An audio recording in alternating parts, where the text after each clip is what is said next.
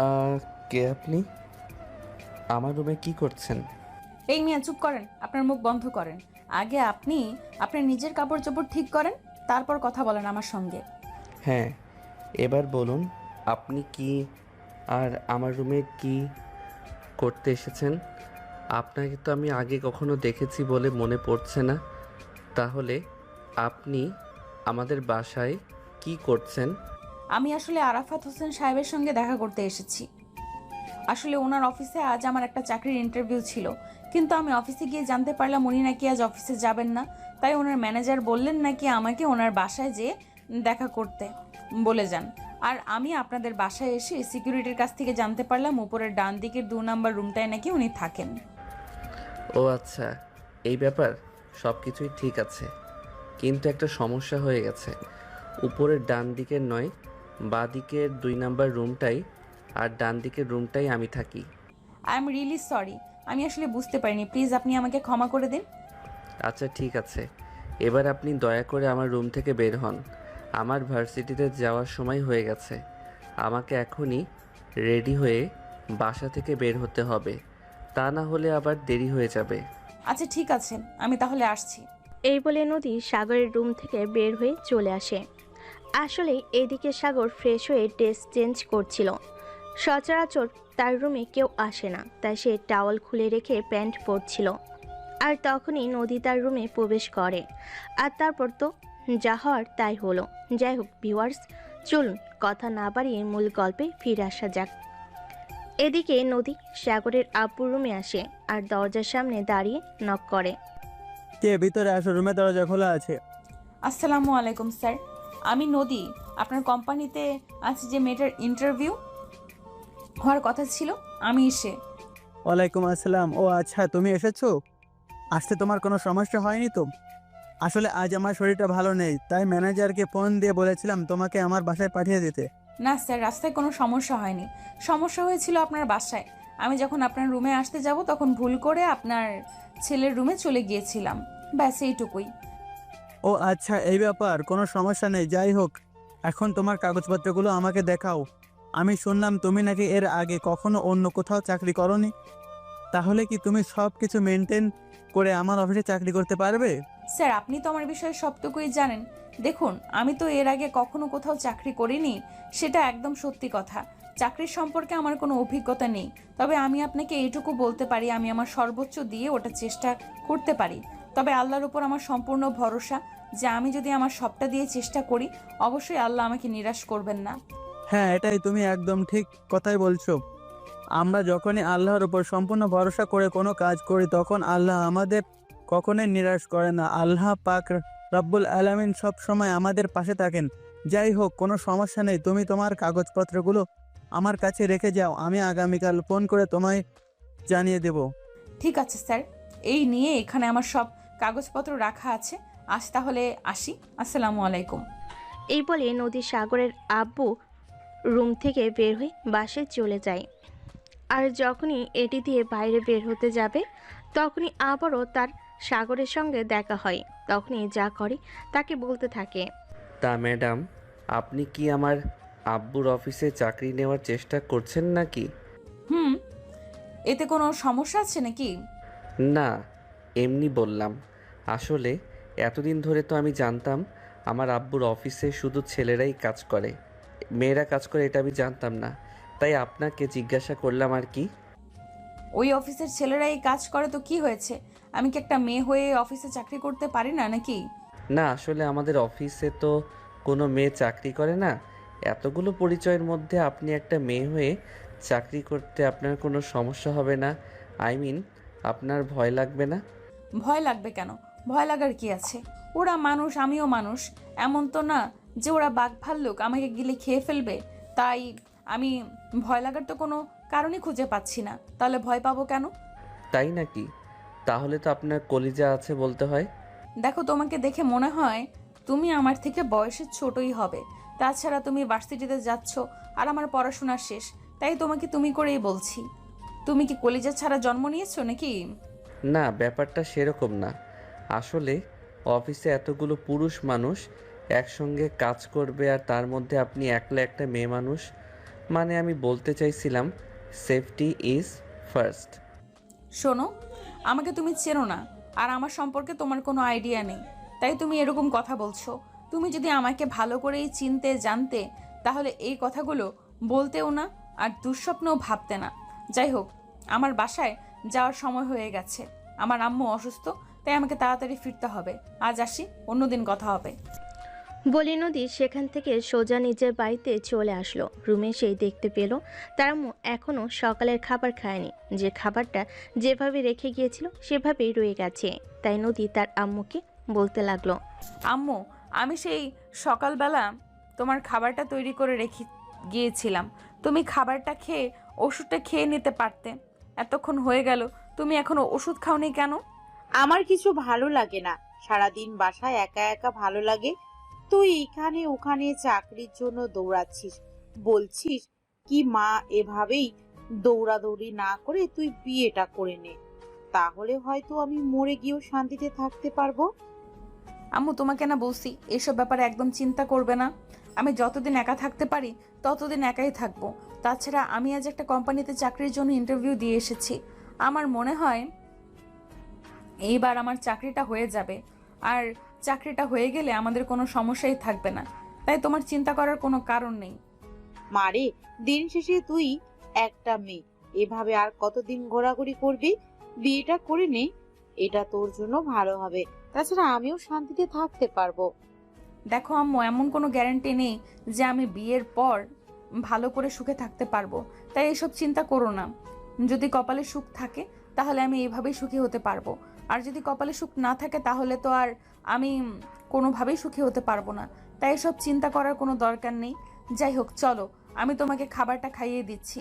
এরপর ওষুধটা খেয়ে ঘুমিয়ে পড়ো।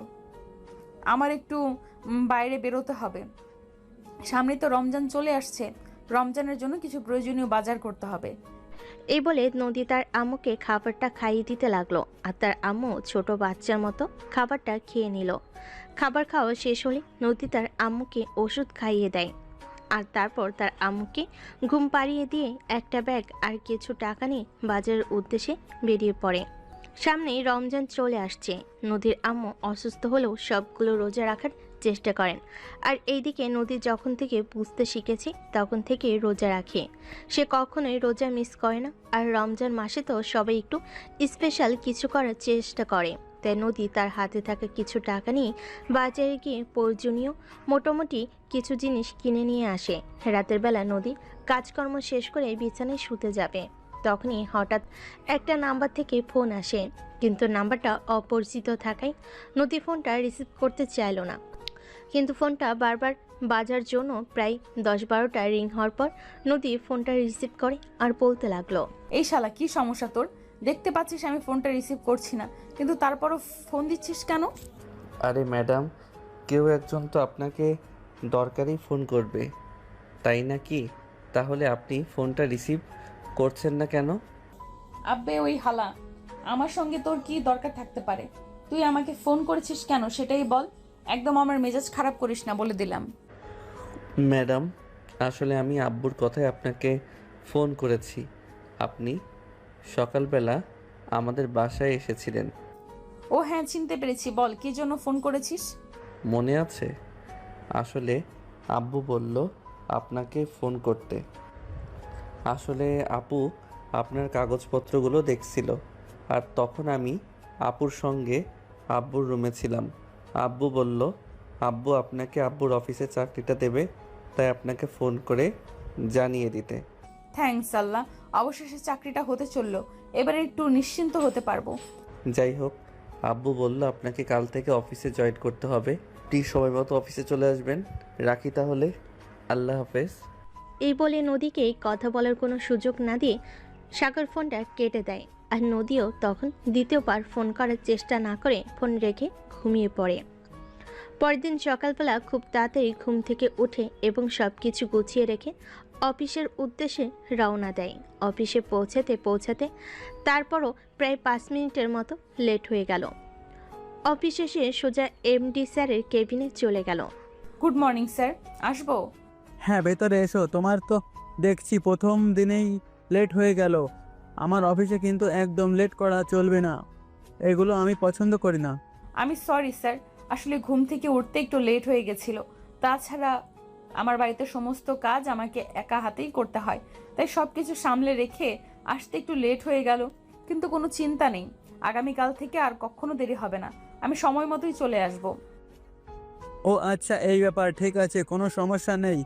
একটা কাজ কর, এখানে কিছু ফাইল টাকা আছে, এগুলো নিয়ে তুমি তোমার কেবিনে চলে যাও। ম্যানেজার তোমাকে সব কিছুই বুঝিয়ে দেবে, আশা করি তোমার কোনো সমস্যা হবে না। ঠিক আছে স্যার, কোনো সমস্যা নেই। এই বলে নদী এমডি স্যারের কেবিন থেকে বের হয়ে চলে আসে। আর এদিকে ম্যানেজার নদীকে তার কেবিন দেখিয়ে দিল এবং সমস্ত কাজ বুঝিয়ে দিল। সব কিছু বুঝে নিয়ে নদী তার কাজ শুরু করে দেয়। আর তারপর কাজ করতে করতে এভাবে দেখতে দেখতে 2 দিন সময় চলে গেল। আগামীকাল থেকে রোজা শুরু হবে, তাই আজ একটু সকাল সকাল অফিস ছুটি দিয়ে দিয়েছে। অপরদিকে সাগর ভার্সিটি থেকে বের হয়ে তার এক বন্ধুর সঙ্গে সিগারেট খেতে খেতে নদীর পাড়ে হাঁটছিল। তখনই নদী সেদিক দিয়ে যাচ্ছিল। সাগরকে দেখেই নদী দাঁড়ালো আর বলতে লাগলো, এই কি ব্যাপার, তুমি এখানে কি করছো আর সিগারেট খাচ্ছ কেন? আপনার প্রথম প্রশ্নের উত্তর আমি আপনাকে দিলেও দ্বিতীয় প্রশ্নের উত্তর দিতে প্রস্তুত না। প্রথম প্রশ্নের উত্তর আমি আপনাকে দিচ্ছি।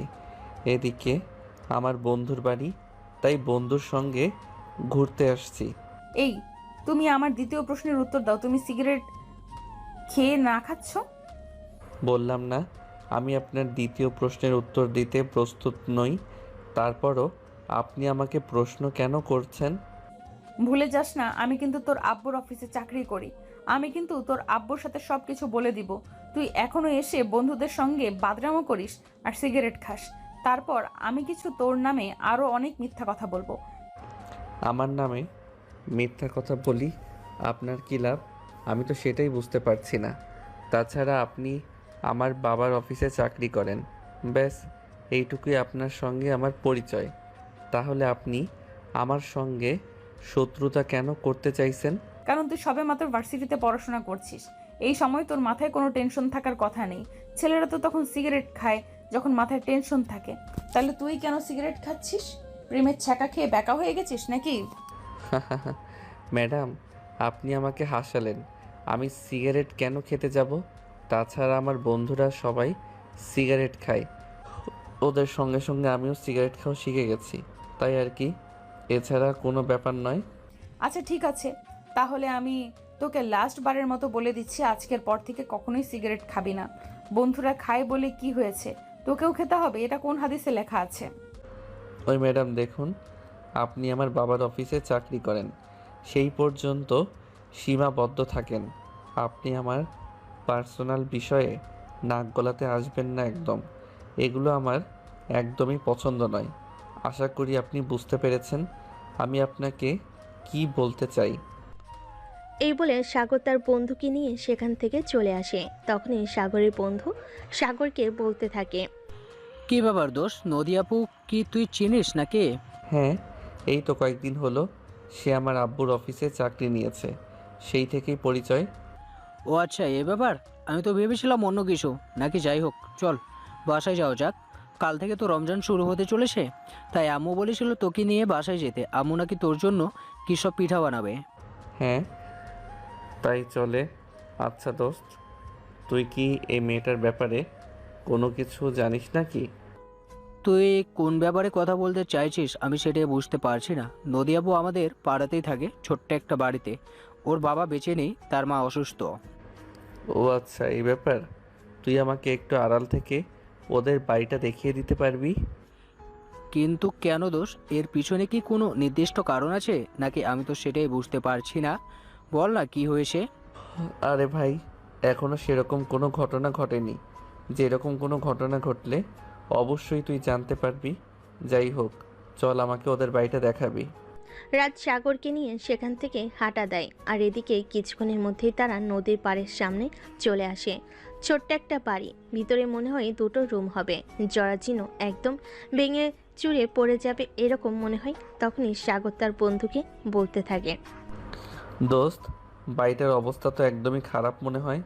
আচ্ছা, ওদের আর্থিক অবস্থা কেমন? মানে ওরা কিভাবে নিজেদের ভরণ পোষণ চালায়? সেসব ব্যাপারে তো আমি শিওর হয়ে কোনো কিছু বলতে পারবো না, তবে এতটুকু জানি নদী আপু টিউশনি করিয়ে নিজেদের খরচ চালায়।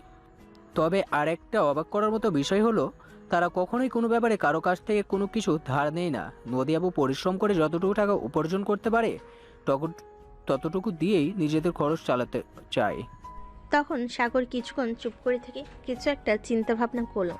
তারপর রাজকে বলতে লাগলো, দোস্ত, তোর থেকে আমার একটা হেল্প চাইতে কি আমাকে হেল্প করতে পারবি? আমি তোকে আবার কি হেল্প করব? আমি নদী এবং তার ফ্যামিলিকে একটু সহযোগিতা করতে চাই। এ ব্যাপারে তোর একটু সাহায্য চাই। আমি যে তাদেরকে সাহায্য করছি এটা যেন কারো কোনোভাবেই না জানতে পারে। এটা করে কোনো লাভ হবে না, কারণ নদী আপু কারো ব্যাপারে কোনো কিছু না জেনে কারো কাছ থেকে কোনো কিছু নেন না। এটা তো আমি তাকে আগেই বলে দিয়েছি। সে কোনোভাবেই কারো কাছ থেকে কোনো কিছু নিতে চায় না, কারো কাছে ঋণগ্রস্ত হতে চায় না। প্লিজ দোস্ত, তুই একটাবার চেষ্টা করে দেখ, অন্তত কিছুটা হলেও সাহায্য করতে চাই। আসলে একটা মেয়ে মানুষ হয়ে এই যুগে বসবাস করে সংসার চালানো খুবই কষ্টকর ব্যাপার। আমি এটা ফিল করতে পারি। তাছাড়া সে আমার বাবার অবশ্যই চাকরি নিয়েছে বলে, কিন্তু তার বেতন অতটাও ভালো নয়। তাই আমি বলছিলাম এই ব্যাপারে আমি তোর সাহায্য চাই। আমি নদীকে একটু আর্থিক সহযোগিতা করতে চাই।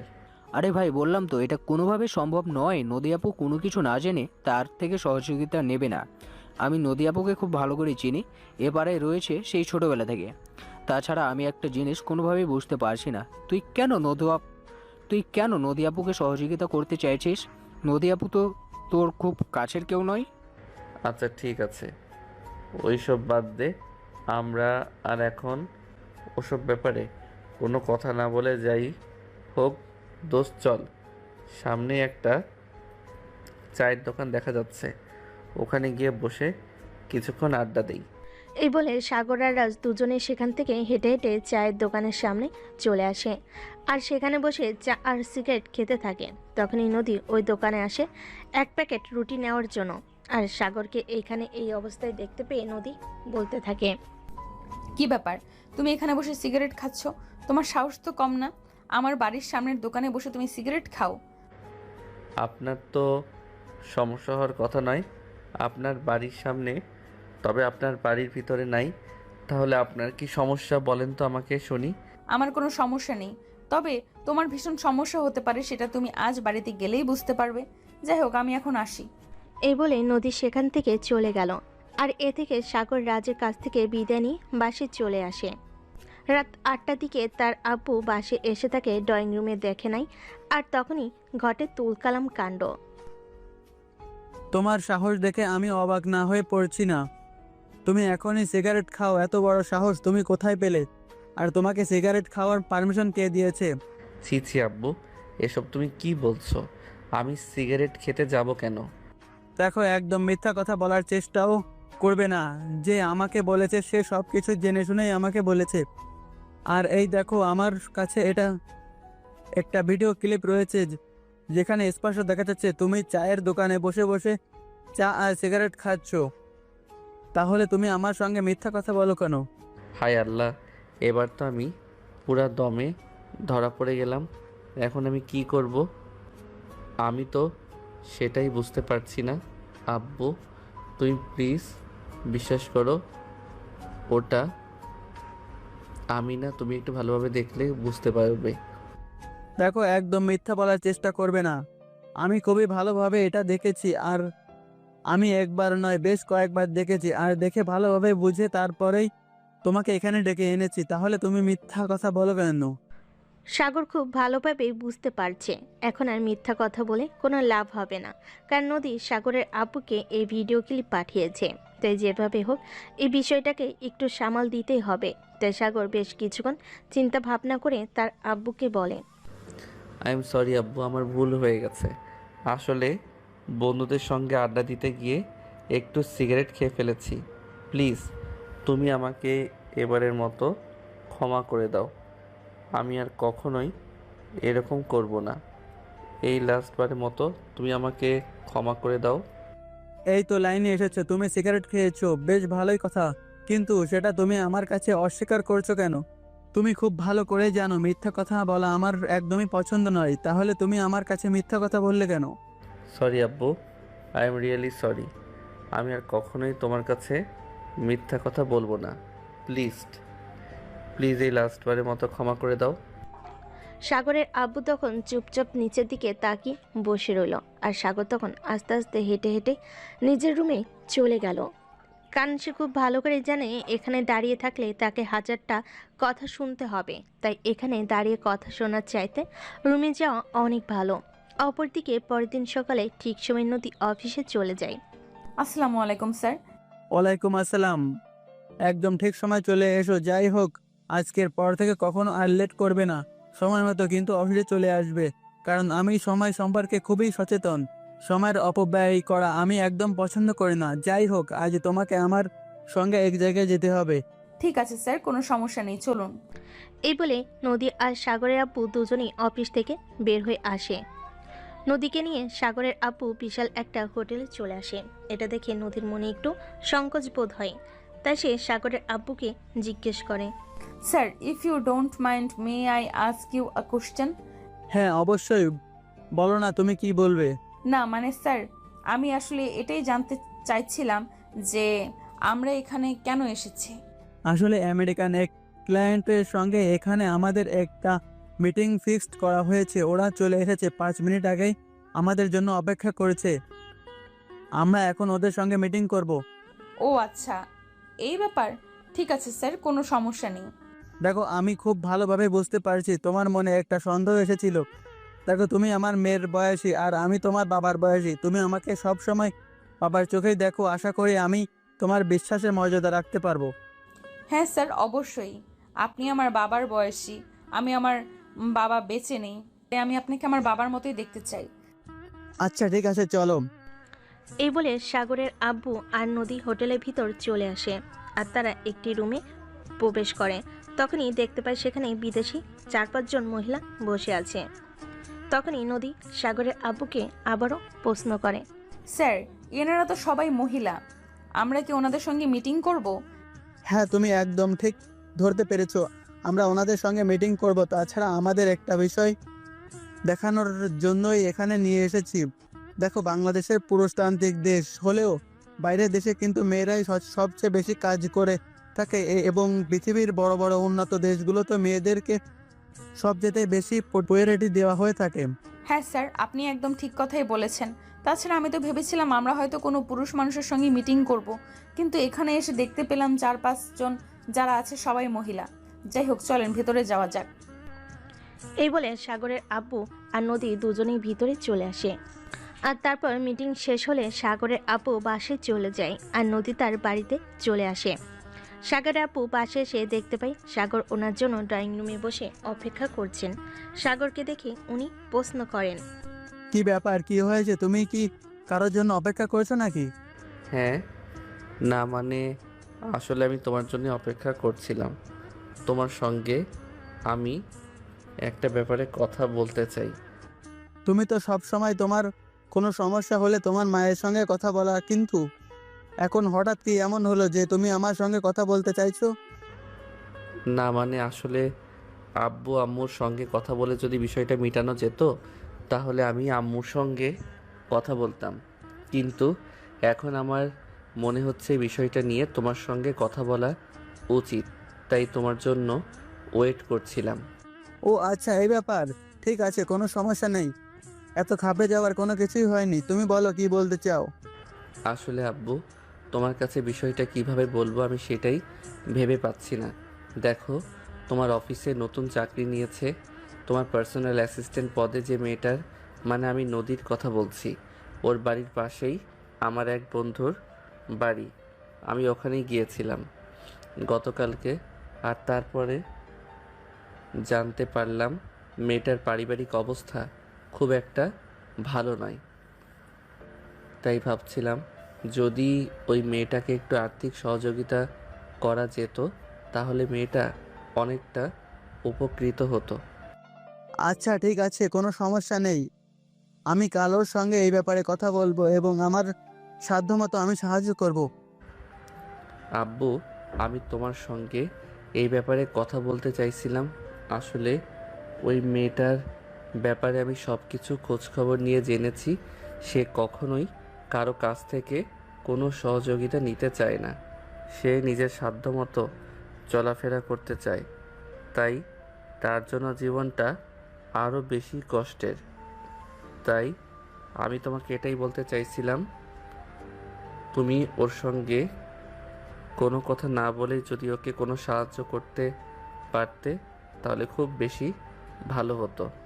আচ্ছা ঠিক আছে, কোনো সমস্যা নেই, তুমি কোনো চিন্তা করো না, আমি বিষয়টা দেখছি। আর এটা তো তুমি খুবই ভালো করেই জানো, তখন আমি তাদেরকে আমার যতটুকু সমর্থ ঠিক ততটুকুই সহযোগিতা করার চেষ্টা করি। হ্যাঁ আব্বু, আমি তোমার সম্পর্কে জানি বলেই তোমাকে বলছি। যাই হোক আব্বু, আমি তাহলে আসি। Thank you so much. পরের দিন সকালবেলা সাগরের আব্বু অফিসে গিয়ে দেখতে পেল নদী অলরেডি অফিসে চলে এসেছে। তখনই উনি নদীকে নিজের কেবিনে ডেকে নিলেন আর বললেন, নদী, আজ থেকে তো সেহেরি খেতে হবে এবং আগামীকাল থেকে রোজা শুরু হতে চলেছে, তাই আমি তোমাকে একটা কথা বলতে চাই। হ্যাঁ স্যার। আমি যেভাবে হোক জানতে পেরেছি তোমার পারিবারিক আর্থিক অবস্থা খুবই শোচনীয়, তাই আমি সিদ্ধান্ত নিয়েছি ঈদের বোনাসটা আমি তোমাকে অগ্রিম দিব। মানে আজকে আমি তোমাকে ঈদ বোনাসটা দিয়ে দিব এবং সেটা দিয়েই তুমি তোমার প্রয়োজনীয় জিনিসপত্রগুলো কিনে নিও। সত্যি বলছেন স্যার? তাহলে আমার অনেক উপকার হতো। আসলে আমার আম্মু তো খুবই অসুস্থ, ওনার প্রতিদিন 200 টাকার ওষুধ লাগে, যেটা আমার জোগাড় করতে খুব কষ্ট হয়ে গেছে। আপনি যদি আমাকে এই ব্যাপারে সহযোগিতা করতেন তাহলে আমার খুবই ভালো হতো। এরপর সাগরের আব্বুর সঙ্গে অফিসিয়ালি ব্যাপারে আরও বেশ কিছুক্ষণ কথা বলে নদী নিজের কেবিনে চলে যায়। আর এদিকে দুপুর 2টা নাগাদ ম্যানেজার এসে নদীর হাতে বড় একটা খাম ধরিয়ে দেয়। নদী বুঝতে পারে না এটার মধ্যে কি আছে। নদী খামটা খুলে দেখতে পায় এখানে প্রায় 50,000-এর মতো টাকা আছে। এটা দেখে নদী অনেকটাই অবাক হয়ে গেল। আর তখনই নদী এমডি স্যারের কেবিনে চলে গেল। স্যার, এতগুলো টাকা আমাকে কেন দেওয়া হয়েছে? আমি তো সেটাই বুঝতে পারছি না। ভয় পাওয়ার কিছু নেই, আমি স্টাফদেরকে এভাবেই বোনাস দিয়ে থাকি। এখানে যে টাকাটা আছে পুরোটাই তোমার, চিন্তার কোনো কারণ নেই।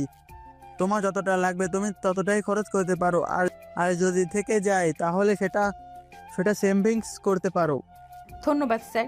সত্যি আপনাদের মতো মানুষগুলো বেঁচে আছে বলেই আমাদের মতো মানুষগুলো এখনো চোখ বন্ধ করে নিঃশ্বাস নিতে পারে। আপনাকে কৃতজ্ঞতা জানানোর ভাষা আমার জানা নেই। এরপর নদী সেদিন অফিস থেকে বের হয়ে তারপর মায়ের জন্য ঔষধ আর প্রয়োজনীয় যে জিনিসগুলো বাদ দিয়েছিল সেগুলো কিনে নিয়ে আসে। তারপর দেখতে দেখতে প্রায় 2 মাসের মতো সময় কেটে গেল। ইতিমধ্যেই নদী সাগরের আপুর খুব বিশ্বস্ত একজন মানুষ হয়ে গেছে। নদী কাজ করতে খুব ভালোবাসে, আর সে যখন কোনো কাজে হাত দেয় তখন সেই কাজটা শেষ না হওয়া পর্যন্ত ওখান থেকে হাত সরিয়ে নেয় না। আর কাজের প্রতি এই ভালোবাসা আর বিচক্ষণতা তাকে সাগরের আপুর আরও অনেকটাই কাছে টেনে নিয়েছে। এদিকে দেখতে দেখতে নদীর খুব বড় একটা দুঃসময় চলে আসে। নদীর মায়ের অবস্থা খুব খারাপ হতে থাকে। সেদিন রাতের বেলা নদী তার আম্মুকে ওষুধ খাইয়ে ঘুম পাড়িয়ে দেয় আর নিজেও রুমে গিয়ে ঘুমিয়ে পড়ে। পরের দিন খুব সকালে নদী ঘুম থেকে উঠে সমস্ত কাজকাম শেষ করে তার আম্মুকে ঘুম থেকে ডেকে তুলতে যাবে। তখন সে দেখতে পায় তার আম্মু আর ঘুম থেকে জেগে উঠছে না। অনেকবার ডাকাডাকির পরও সে কোনো সারা শব্দ না পেয়ে চিৎকার করতে থাকে। আর তখনই পাড়া প্রতিবেশীরা সবাই ছুটে আসে। পাড়া প্রতিবেশীর মধ্যে সাগরের বন্ধু রাজু সেখানে উপস্থিত ছিল। তখনই রাজ সাগরকে ফোন দিয়ে জানায়, দোষ, একটা দুর্ঘটনা ঘটে গিয়েছে, নদী আপুর আম্মু আর বেঁচে নেই। কি বলছিস দোস্ত? আমি তো ওটা বিশ্বাসই করতে পারছি না। যাই হোক, তুই ওখানেই থাক, আমি আব্বুকে জানিয়ে এক্ষুনি আসছি।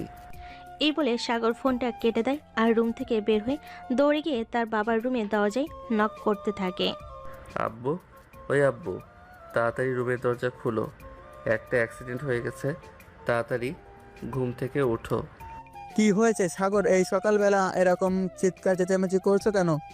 তুমি তো খুব ভালো করে জানো আমাকে প্রতিদিন ঘুমের ওষুধ খেয়ে ঘুমাতে হয়, আমি চাইলে খুব সকালে ঘুম থেকে উঠতে পারি না। আগে আমার কথা তো শোনো, খুব বড় একটা ঝামেলা হয়ে গেছে। তোমার পিয়ে নদীর আম্মু মারা গেছে। ইন্না লিল্লাহি ওয়া ইন্না ইলাইহি রাজিউন। তবে আর কখনো, তাছাড়া তুমি কিভাবে জানলে এটা? ও, তোমাকে বলেছিলাম না আমার একটা বন্ধুর বাড়ি, ওখানে আমার বন্ধু আমাকে ফোন দিয়ে জানিয়ে দিয়েছে। এখন কি তুমি ওখানে যাবে? হ্যাঁ, এখানে তো আমাকে যেতেই হয়। ওখানে না গিয়ে তো কোনো উপায় নাই। তুই একটু দাঁড়া, আমি এক্ষুনি ফ্রেশ হয়ে ড্রেস চেঞ্জ করে তারপরে আসছি। জাস্ট 5 মিনিট লাগবে আমার। এই বলে সাগরের আব্বু তাড়াতাড়ি করে ফ্রেশ হয়ে কাপড় চোপড় চেঞ্জ করে সাগরকে নিয়ে নদীদের বাড়ির উদ্দেশ্যে রওনা দেয়। সেখানে পৌঁছাতে পৌঁছাতে প্রায় 10 মিনিটের মতো সময় লাগে। সেখানে পৌঁছে সাগর আর তার আব্বু দেখতে পাই নদী অনেক জোরে জোরে কান্না করছে। সে যেন নিজের আবেগ কোনোভাবেই আর কন্ট্রোল করতে পারছে না। পৃথিবীতে তার আপনজন বলতে তার একমাত্র মাই বেঁচে ছিলেন। এখন তিনি নদীকে এতিম করে দিয়ে পৃথিবী ছেড়ে চলে গেলেন। এখন নদী কোথায় যাবে, কার কাছে থাকবে, তার তো কোনো আর আপনজন বলতে কেউ রইল না। তাই নদী এভাবে কান্না করছে। তখনই সাগরের আব্বু নদীর কাছে যায় আর তার মাথায় হাত রেখে বলতে থাকে, দেখো মা, তোমাকে এভাবে ভেঙে পড়লে চলবে না। তোমাকে শক্ত হতে হবে, তোমাকে বেঁচে থাকতে হবে, তোমার জীবনের পথে ঘুরে দাঁড়াতে হবে। আল্লাহ উত্তম ফয়সালাকারী। আল্লাহ তাআলা যেটা ভালোই লাগে তিনি সেটাই আমাদের কাছ থেকে কেড়ে নেন। তাই ওনার সিদ্ধান্তের উপর অসন্তুষ্ট হওয়া চলবে না। আল্লাহ উত্তম পরিকল্পনাকারী। স্যার, আমি কি নিয়ে বেঁচে থাকবো? আমার বেঁচে থাকার শেষ সম্বল ছিল আমার আম্মু। এখন আমি কার কাছে আমার মনের কষ্টগুলো বলবো? দিন শেষে কাকে মা বলে ডাক দেব? দিন শেষে কোথায় আমি আমার শান্তির নীড় খুঁজে নেব? তোমার চিন্তা করার কিছুই নেই মা। তোমাকে তো বলেছিলাম তুমি আমার মেয়ের মতোই, আর তুমি আমাকে নিজের বাবার মতো মনে করতে পারো। আজ থেকে তোমার মা বেঁচে নেই, কি হয়েছে? আমি তো আছি, তুমি আমার কাছেই থাকবে। দিন শেষে তুমি তোমার সমস্ত কষ্টের কথা তুমি আমার কাছে বলবে, এবং আজ থেকে তোমার সব কিছুর দায়িত্ব একজন বাবা হিসেবে আমি নিয়ে নিলাম। এরপর নদীর আম্মুর দাফন কাফনের কাজ শেষ হলো। আর 3 দিন পর তাদের বাড়িতে ছোট্ট একটা মিলাদ মাহফিলের আয়োজন করা হয়। মিলাদ মাহফিল শেষ হলে সাগরের আব্বু নদীর কাছে যায় আর নদীকে বলে, আজ থেকে তোমাকে আর এখানে থাকতে হবে না, তুমি আমার সঙ্গে চলো। তুমি আমার সঙ্গে আমাদের বাড়িতে থাকবে। আমি তোমাকে আমার সঙ্গে আমার কাছে রাখতে চাই। দেখুন স্যার, এটা বললে হয় না। এই যুগের মানুষ সব সম্পর্কের মানে খুঁজে বেড়ায়। আমি একটা যুবতী মেয়ে, আমি আপনার বাড়িতে কি পরিচয় নিয়ে থাকবো? দেখো, সমাজের কথার পরেও তুমি বাবা মাহীন একটা এতিম মেয়ে, তোমার দায়িত্ব নেওয়া আমার কর্তব্য।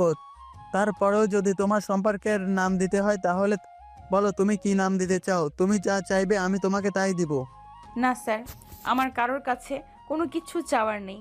জীবন আমার কাছে থেকে আমার সব কিছু কেড়ে নিয়েছে। এখন যদি আমি কোনো কিছু নিজের করে পেতে চাই তাহলে হয়তো সেটাও আমাকে ছেড়ে চলে যাবে। তাই আমি আর নতুন কোনো সম্পর্কের নাম দিতে চাই না। প্লিজ, আশা করি আপনি আমাকে আর এই ব্যাপারে কোনো কথা বলবেন না। কিন্তু আমি তোমাকে এখানে এভাবে ফেলে রেখে চলে যেতে পারি না।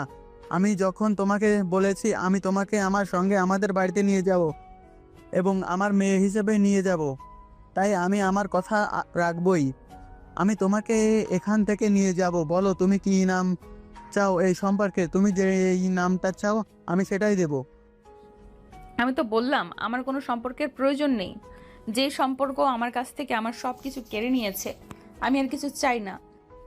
ঠিক আছে, তুমি তো অন্য কোনো পরিচয় আমার বাড়িতে যেতে পারবে না, তাই আমি ঠিক করেছি আমার তো একটাই ছেলে আছে, আমি তোমাকে আমার ছেলের বউ হিসেবে আমার বাড়িতে নিয়ে যেতে চাই।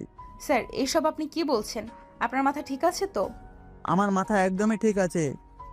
আমি যা বলছি চিন্তা ভাবনা করেই বলেছি। আমি তোমাকে আমার বাড়ির বউ বানিয়ে নিয়ে যেতে চাই। এটা সম্ভব নয়। প্রথমত, কোথায় আপনারা আর কোথায় আমি? দ্বিতীয়ত, আপনার ছেলের চাইতে বয়সে বড়। তৃতীয়ত, আমি আপনার অফিসের সাধারণ একজন পিএ মাত্র। দেখো, কেউ সাধারণ হয় না, আর কেউই খুব অসাধারণ কিছু নয়। শুধু সমস্যাটা হয় তাদের মন মানসিকতার। আমরা যদি আমাদের মন মানসিকতা দিয়ে সব কিছুই বিবেচনা করি তাহলে সব ঠিক হয়ে যায়, আর কোনো ঝামেলাই থাকে না।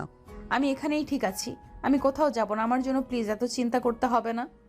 তার মানে কি আমি একটা ভেবে নেব তুমি যে আমাকে মুখে বললেও অন্তর থেকে নিজের বাবা হিসেবে মেনে নিতে পারোনি? না, এরকমটা কেন হবে? আপনাকে আমি আমার নিজের বাবার মতোই মনে করি, কিন্তু আপনি যেটা বলছেন সেটা মেনে নেওয়া আমার পক্ষে সম্ভব নয়। কারণ আমি ছোটবেলা থেকেই দেখে এসেছি টিস্যু সবার প্রয়োজনেই ব্যবহৃত হয়, আর প্রয়োজন ফুরিয়ে গেলে ছুঁড়ে ফেলে দেওয়া হয়।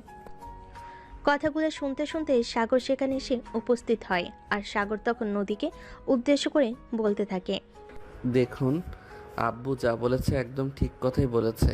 আব্বুর সঙ্গে আমিও একমত। আমি তো এখন দেখছি আপনাদের দুজনেরই মাথা একদম পুরোপুরি খারাপ হয়ে গেছে, কারণ দুজনেই পাগলের মতো প্রলেপ বকছেন। না মিস নদী, একদমই সেরকম নয়। দেখুন, যেখানে আমরা খুব ভালো করেই জানি আপনার মাথার উপর ছায়া ধরার মতো আর কেউ নেই, সেখানে আপনার পাশে দাঁড়ানোটা আমাদের কর্তব্য। এটা কি আপনি নিজের দুর্বলতা মনে করবেন না? তাছাড়া আপনি এটা কখনো মনে করবেন না যে আমরা আপনাকে অসহায় ভেবে সাহায্য করছি। আমরা কিন্তু আমাদের মন থেকে সাহায্য করতে চাইছি। কিন্তু তাই বলে তোমাকে কে বিয়ে? এছাড়া তো আর অন্য কোনো উপায় দেখছি না, কারণ একটা যুবতী নিয়ে আর একটা যুবক ছেলে একই বাড়িতে থাকবে, এটা নিয়ে চারপাশের মানুষজন কথা বলবে, এটাই স্বাভাবিক। তাই আব্বু যা বলছে আপনি তাতে রাজি হয়ে যান। দেখুন, আপনি আমার চাইতে পয়সা বড়, সেটা যদি আমার সমস্যা না হয় তাহলে আপনার তো কোনো সমস্যা হওয়ার কথা নেই। তাহলে আপনি কেন এরকম করছেন? ঠিক আছে, আপনারা যেটা ভালো মনে করেন। এরপর সাগরের আব্বু নদী আর সাগরকে নিয়ে বাড়িতে চলে আসে। সাগরের আম্মু নদীকে তাদের বাড়িতে দেখে একটু অবাক হয়ে সাগরের আব্বুকে প্রশ্ন করে। কি ব্যাপার নদী, আমাদের বাড়িতে বেড়াতে এসেছে নাকি? না, আসলে ব্যাপারটা সেরকম নয়। না, আমি জানি না। আমার কথাটা শোনার পর এখন তুমি কি ভাববে সেটা তোমার ব্যাপার, কিন্তু যেটা আমি সিদ্ধান্ত নিয়ে ফেলেছি সেখান থেকে আমি কখনোই ফিরে আসতে পারবো না। মানে তুমি কি বলতে চাইছো? আসলে নদীকে আমি আর তোমার ছেলে দুজনেই মিলে সারা জীবনের জন্য এখানে নিয়ে এসেছি। নদী সারা জীবন এখানেই থাকবে। আমি তো কিছুই বুঝতে পারছি না, প্লিজ একটু খোলসা করে বলো। দেখো, আমার ঘোলাটে করে কথা বলা একদম পছন্দ লাগে না। নদীর সঙ্গে সাগরের বিয়ে দেব। তোমার তো দেখছি মাথা খারাপ হয়ে গেছে। এসব তুমি কি বলছো? আমার ছেলেটা সবেমাত্র অনার্স ফাইনাল ইয়ারে পড়াশোনা করছে, আর নদী আমার ছেলের চাইতে 2 বছরের বড়। সেখানে নদীর সঙ্গে আমার ছেলের বিয়ে কিভাবে দিতে পারি? দেখো, এ যুগের বয়স কোনো ফ্যাক্ট না। তাছাড়া নদীর পড়াশোনা যেমন ভালো তেমনই মেধাবী আর বুদ্ধিমতী। নদীর সঙ্গে আমার ছেলের বিয়ে হলে আমার ছেলের ভালোই হবে, খারাপ কিছুই হবে না। আর তুমি যদি অর্থ সম্পদ টাকা পয়সার কথা বলো, তাহলে আমি তোমাকে এটাই বলবো যে আমি এতটুকু বয়সে যতটুকু টাকা পয়সা উপার্জন করেছি সে ততটুকু তোমার ছেলে যদি 7 জন বসেও খায় তাহলে ও শেষ করতে পারবে না। তাহলে আমরা অন্যের টাকা পয়সা দিয়ে কি করব, তুমি সেটাই আমাকে বলো। কিন্তু তারপরও আমার মনে হয় না তুমি এটা ঠিক করছো। দেখো আম্মু, জীবনটা তো আমার, আর তোমরা দুজনেই আমার গার্ডিয়ান। আমি মনে করি তোমরা কেউই আমার জন্য খারাপ কোনো সিদ্ধান্ত নিবে না। আমি এটা মেনে নিয়েছি, আর তুমিও মেনে নাও। তাছাড়া নদী যথেষ্ট সুন্দরী, শিক্ষিতা, ভদ্র। তাই আমি তোমায় রিকোয়েস্ট করে বলছি, তুমি এটা মেনে নাও। ঠিক আছে, তোদের কারোরই যখন কোনো সমস্যা নেই, তাহলে সেখানে আমি কেন ও জিনিস করতে যাব? আমি সিন ক্রিয়েট করব না। তোদের যেটা ভালো লাগে তোরা সেটাই কর। তারপর সাগরের আম্মু আর কোনো রকম সিনক্রেট না করে নদীকে নিজের রুমে নিয়ে যান। তারপর নদীর হাত দুটো ধরে বলতে থাকেন। দেখো মা, আমি জানি তোমার মা তোমাকে ছেড়ে চলে গেছে। এই সময়টা প্রত্যেকটা মেয়ের জন্য খুবই কষ্টের। আর যদি তোমার মাথার উপর ছায়া ধরবার মতো কেউ থাকতো, তাহলে হয়তো তুমি এটা এতটা টের পেতে না। আমিও তোমার মতো ছোটবেলায় আমার মাকে হারিয়েছি। হ্যাঁ, আমি এটা বুঝি। নিচে যে কথাগুলো বললাম তার জন্য আমি খুবই দুঃখিত। আসলে আমি আমার ছেলে এবং আমার স্বামীর মানসিকতা পরীক্ষা করতে চাইছিলাম। তাছাড়া তোমাকে যেদিন আমি প্রথম দেখেছিলাম সেদিনই তোমাকে আমার পছন্দ হয়েছিল। কিন্তু লাইফটা তো আমার ছেলের, তাছাড়া তার বাবা বেঁচে আছে। তাই আমি সেখানে কোনো সিদ্ধান্ত নিতে পারি না। সেজন্যই তোমাকে সেদিন কিছু বলিনি। আন্টি, আপনি সত্যি বলছেন? আন্টি নয়, আম্মু বলো। জানো, আমার অনেক শখ ছিল আমার একটা মেয়ে সন্তান থাকবে, কিন্তু সেটা আর হয়নি।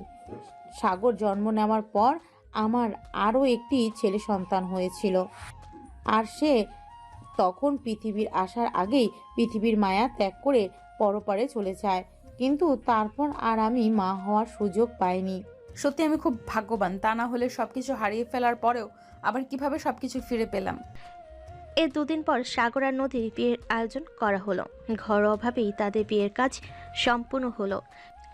এদিকে নদী রাত 11টার দিকে সাগরের জন্য বাসুর ঘরে বসে বসে অপেক্ষা করছে, কিন্তু সাগর এখনো আসছে না। নদীর মনে কেমন যেন একটা খটকা কাজ করছে, তবে কি সাগর এটা মন থেকে মেনে নিতে পারেনি? এরকমই বসে চিন্তা ভাবনা করছিল নদী, আর তখনই হঠাৎ কেউ দরজা খুলে ভিতরে প্রবেশ করলো। নদী অনেকটাই চমকে গিয়ে সামনে তাকাতে দেখতে পেল সাগর রুমে এসেছে, আর তখনই সে দরজাটা বন্ধ করে দিচ্ছে। সাগর দরজাটা বন্ধ করে নদীর পাশে এসে বসলো আর বলতে লাগলো, আই অ্যাম সো সরি। আসলে তোমার জন্যই একটা গিফট কিনতে গিয়েছিলাম, আর সেখান থেকে ফিরে আসতে দেরি হয়ে গেল। এই নাও তোমার গিফট। এই বলে সাগর একটা বক্স নদীর দিকে এগিয়ে দেয়, আর নদী বক্সটা হাতে নিয়ে খুলে দেখে এতে একটা সোনার নেকলেস। এটা দেখে সে বলতে থাকে, এটা তো অনেক দামি। হ্যাঁ, তো তুমি কি কম দামি নাকি? এই পৃথিবীতে যার কেউ নেই তার কি মূল্য আছে? যাই হোক, বাদ দাও সেসব কথা। আমি তো ভাবছিলাম অন্য কিছু। হ্যাঁ, আমি সেটা খুব ভালো করেই জানি তুমি কি ভাবছিলে। তুমি মনে মনে এটাই ভাবছিলে তো আমি তোমাকে মেনে নিতে পারিনি, তাই হয়তো বন্ধুদের সঙ্গে মদের আড্ডায় চলে গেছি। কিন্তু আমি সেরকম ছেলে নই। আমি যখন তোমাকে কথা দিয়েছি তোমাকে বিয়ে করব, তখন তো আমি সেই কথা কখনোই পলকে আলাপ করব না। তাছাড়া একটা কথা কি জানো, তোমাকে যেদিন প্রথম দেখেছিলাম সেদিনই তোমাকে আমার ভালো লেগেছিল, কিন্তু তোমাকে আমার মনের কথাটা বলার সাহস পেয়ে উঠছিলাম না। যাই হোক, অবশেষে তোমাকে পেয়ে গেলাম, সেটাই আমার জন্য অনেক। এই যে আমি তোমার থেকে বয়সে বড়, আমি তো তোমাদের অফিসের সাধারণ একজন পিএ, এর জন্য কি তোমার একটু আফসোস নেই? না, একদমই নয়। আফসোস কেন থাকতে যাবে? আফসোস করার কি আছে? ভালোবাসার জায়গায় ভালোবাসা, ভালোবাসার জায়গায় অন্য কিছু ম্যাটার করে না। আশা করি তুমি বুঝতে পেরেছো। এই কথা শুনে নদীর চোখে পানি এসে গেল। তারপর অন্যদিকে ফিরে নিজের চোখের পানি লুকিয়ে রাখলো, কারণ আজ একটা শুভ দিন। এই দিনে কান্না করা মানে না, তাই সে চোখের পানি লুকিয়ে রেখে বিছানা থেকে নেমে সাগরকে পা ছুঁয়ে সালাম করতে গেল। আর তখনই সাগর তার হাত দুটো ধরে ফেল এবং তাকে নিজের বুকের কাছে টেনে নিল আর শক্ত করে নিজের সঙ্গে জড়িয়ে ধরে বলতে লাগলো, আরে, এটা তুমি কি করতে গেছিলে? তুমি আমার ভালোবাসার মানুষ, তোমার জায়গা আমার বুকে। তুমি কেন আমাকে সালাম করতে যাবে? তুমি আমার স্বামী, তোমার মর্যাদা পৃথিবীর সব কিছুর উপরে। তাহলে আমি তোমাকে পা ছুঁয়ে সালাম করব না কেন? কাউকে সম্মান করতে গেলেই যে তাকে সালাম করতে হবে এটা কিন্তু কোনো হাদিসে লেখা নেই। যাই হোক, আজ তো আমাদের জীবনের দুজনের নতুন করে পথ চলার প্রথম রাত, তাই আমি চাই আগে আমরা ওই আল্লাহর প্রশংসা করি যিনি আমাদের দুজনকে এক করে দিয়েছেন। তার কাছেই আমরা শুকরিয়া আদায় করি। হ্যাঁ, তুমি একদম ঠিক কথাই বলেছ। তবে আমার না এইসব ভারী ভারী শাড়ি গহনা পরে থাকতে খুব কষ্ট হচ্ছে। আমি কি এগুলো খুলে ফেলতে পারি? আচ্ছা, ঠিক আছে, কোনো সমস্যা নেই। তুমি আলমারিতে গিয়ে দেখো, আমি তোমার জন্য কিছু ড্রেস কিনে রেখেছি, ওগুলাই পরে নাও। এই বলে সাগর আলমারি থেকে নদীর জন্য একটা পাতলা থ্রি পিস বের করে দিল। আর তখনই নদী ওটা নিয়ে ওয়াশরুমে চলে গেল আর কাপড় চোপড় চেঞ্জ করে অজু করে তারপর বের হয়ে আসলো। দুজনেই একসঙ্গে 2 রাকাত নফল নামাজ আদায় করে নিল আর আল্লাহর কাছে তাদের ভবিষ্যৎ জীবনের জন্য দোয়া কামনা করলো এবং দুজনকে পাবার জন্য শুকরিয়া আদায় করলো। নদী, এবার চলো। কোথায়? আজ আমাদের বাসর রাতে, সেটা কি তুমি ভুলে গেছো নাকি? প্রত্যেকটা মানুষের জীবনের কল্পনার রাত এটা। এই জীবনের সবাই এই রাতের জন্য কত অপেক্ষা করে, আর আমাদের জীবনেও এই রাত এসেছে। হ্যাঁ, ঠিক আছে, চলো। এই বলে সাগর আর নদী দুজনেই বিছানায় চলে আসলো। নদী বিছানায় এসে বালিশ নিয়ে ঘুমোতে যাবে, তখনই সাগর তার হাত ধরে ফেলে আর বলতে থাকে, এটা কি করছো তুমি? আজ তো আমাদের বাসর রাত, আজ বুঝি এখনই ঘুমিয়ে যাবে নাকি তুমি? আমার খুব ঘুম পাচ্ছে, তাই আমাকে একটু ঘুমাতে হবে। কিন্তু ম্যাডাম, এটা বললে তো হবে না। আজ আমাদের বাসর রাত, আজ তো আমি আপনাকে কোনোভাবে ঘুমাতে দেব না। তাছাড়া আপনার মতো একটা মেয়ে পাশে শুয়ে থাকলে কোনোভাবে ঘুম আসবে না আমার চোখে, ঘুম উড়ে গেছে। তাহলে ঘুমের ওষুধ খাও, তাহলেই তো সব ঠিক হয়ে যাবে। দেবো নাকি ঘুমের ওষুধ? তোমাকে দিতে হবে না, আমার ঘুমের ওষুধ আমার সামনেই আছে। আমার ঘুমের ওষুধ তাকে একটু সেবন করে নিলেই হবে।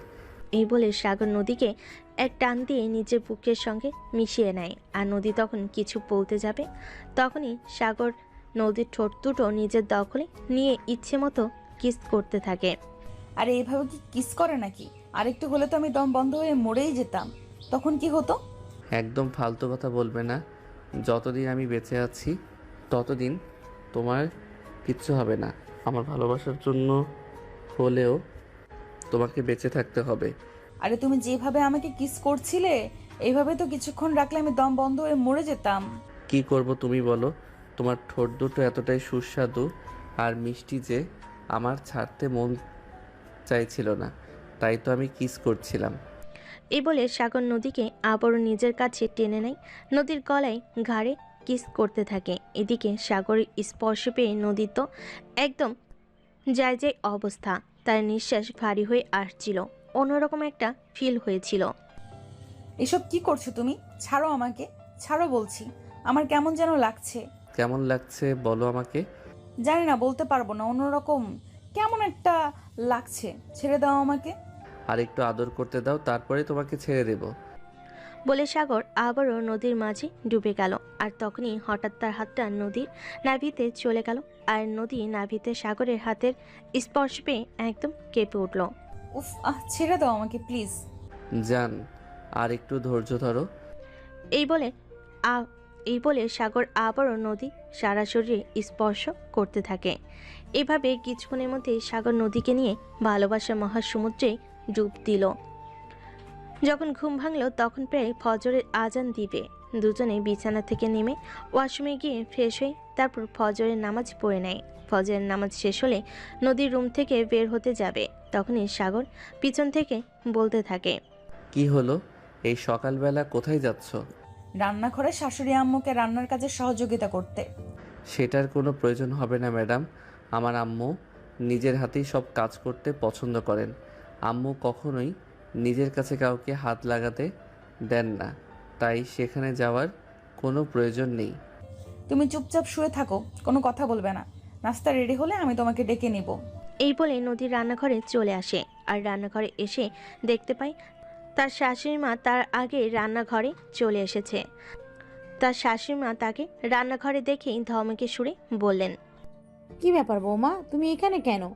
তোমাদের নতুন বিয়ে হয়েছে, তুমি এখন আমার ছেলেকে সময় দাও, রান্নাঘর আমি সামলে নিতে পারবো। আম্মু আজ শ্বশুর বাড়িতে আমার প্রথম দিন, তাই আজকের রান্না বান্নাটা আমি করি প্লিজ। আমাকে একটু সুযোগ দিন। না বৌমা, এরকমটা বললে একদম হবে না। তুমি এই বাড়িতে বউ হয়ে এসেছো, কাজের মেয়ে হয়ে নয়। তাছাড়া তোমাদের নতুন বিয়ে হয়েছে, এখন তুমি প্রপার সময় তো আমার ছেলেকে দিবে। আমি এখনো সম্পূর্ণ সুস্থ আর সজ্ঞানে আছি, আমি সব কিছু ঠিক সামলে নিতে পারবো। সংসার নিয়ে তোমাকে একটুও চিন্তা করতে হবে না, আশা করি বুঝতে পেরেছো। কিন্তু আম্মু। আমি কোনো কিন্তু শুনতে চাই না। তুমি কিন্তু আমাকে একদম রাগানোর চেষ্টাও করবে না, আমি রেগে গেলে কিন্তু খুব খারাপ কিছু হয়ে যাবে। তাই তোমাকে ভালোই ভালোই বলছি, সোজা রুমে চলে যাও আর আমার ছেলেকে সময় দাও। তাছাড়া তুমি তো জানো তোমাদের বিশাল একটা ডিস্টেন্সের মধ্যে বিয়ে হয়েছে, এখন তোমাদের দুজন দুজনের কাছে টেনে নেওয়ার সময়। তাই আমি চাই না এই সময়টা তোমরা অন্য কোনোভাবে নষ্ট করো। ঠিক আছে আম্মু, আপনি যেটা বলবেন। এই বলে নদী রান্নাঘর থেকে বের হয়ে সোজা রুমে চলে আসে। আর রুমে এসে দেখে সাগর বিছানায় শুয়ে শুয়ে মিটিমিটি হাসছে। এটা দেখে নদী সাগরকে বলে, কি ব্যাপার, কি সমস্যা? তুমি এইভাবে আমাকে দেখে মিটিমিটি হাসছো কেন? তো কি করব? তোমাকে তো আগেই বলেছিলাম রান্না করে যাওয়ার কোনো দরকার নেই, আম্মু তোমাকে রান্না করে যেতে দেবে না। কিন্তু তুমি তো আমার কোনো কথাই শুনলে না, উল্টে আমাকে রাগ দেখিয়ে রান্না করে চলে গেলে। কিন্তু এখন কি হলো? এখন তোমাকে ফিরে আসতে হলো কেন? এই ব্যাপার নিয়ে তুমি হাসাহাসি করছো? কিন্তু আম্মু তো বললো তোমার সঙ্গে একটু রোম্যান্স করতে। না ম্যাডাম, একদম সেরকম হবে না। আমার এখন ঘুমানোর সময়, আমি এখন ঘুমাবো। এমনিতেই রাতে লেট করে ঘুমিয়েছি, আমার ঘুম ভাঙেনি এখনও। না সাহেব, এটা বললে তো হবে না। আপনার সঙ্গে আমাকে একটু রোম্যান্স করতেই হবে। আপনাকে আমার খুব কাছে পেতে মন চাইছে। এই বলেই নদী লাফ দিয়ে সাগরের বুকে উপর উঠে পড়ল আর সাগরের ঠোঁট দুটোতে ইচ্ছে মতো কিস করতে লাগলো। আর সাগরও কম যায় কিসে, নদীর সঙ্গে সঙ্গে রেসপন্স করতে লাগলো। আর কিছুক্ষণের মধ্যেই দুজন ভালোবাসার মহাসমুদ্রে ডুবে গেল। সকাল 9টার দিকে সাগরের আম্মু সবাইকে নাস্তার টেবিলে ডাকে। তারপর সবাই মিলে নাস্তা করে নিল। তখনই সাগরের আম্মু সাগর আর নদীকে উদ্দেশ্য করে বলতে লাগলো, সাগর, তোমার ফাইনাল ইয়ারের এক্সামের আর কতদিন দেরি আছে? বেশি না আব্বু, আগামী সপ্তাহ থেকে ফাইনাল ইয়ারের এক্সাম শুরু হতে চলেছে। ও আচ্ছা, ঠিক আছে, তাহলে তো এটাই খুব ভালো খবর। যাই হোক, তোমাকে একটাই কথা বলার আছে। এক্সাম শেষ হলে তুমি অফিসে জয়েন করবে। আমি চাই এখন থেকে তোমরা দুজনে অফিস সামলাও। ও আমার আর অফিস করতে ভালো লাগে না। আমি এখন কাজ করতে করতে ক্লান্ত হয়ে গেছি। ওইসব তুমি আমাকে কেন বলছো? আমি অফিস টফিস করতে পারবো না। তোমার বৌমা আছে, তোমার বৌমাকে নিয়ে তুমি অফিস সামলাও। এসব ব্যাপারে আমায় কিছু বলে লাভ হবে না। ব্যবসা করতে আমার ভালো লাগে না, তুমি তো খুব ভালো করেই জানো। আমি ওসব কথা জানি না আর জানতেও চাই না। বৌমা একা একা ব্যবসা সামলাতে পারবে না। ব্যবসা সামলাতে হলে তোমাকেও প্রয়োজন হবে। তাই আমি চাই তোমরা দুজনে অফিসে জয়েন করো। তাছাড়া আমার নিজেরও একটা কোম্পানি থাকতে তুমি কেন অন্য কোথাও গিয়ে চাকরি করবে? তুমি কি লোকেদের কাছ থেকে আমাকে কথা শোনাতে চাও নাকি? আরে আব্বু, তুমি এরকম কেন বলছো? আমি কেন তোমাকে লোকের কাছ থেকে কথা শোনাতে যাব?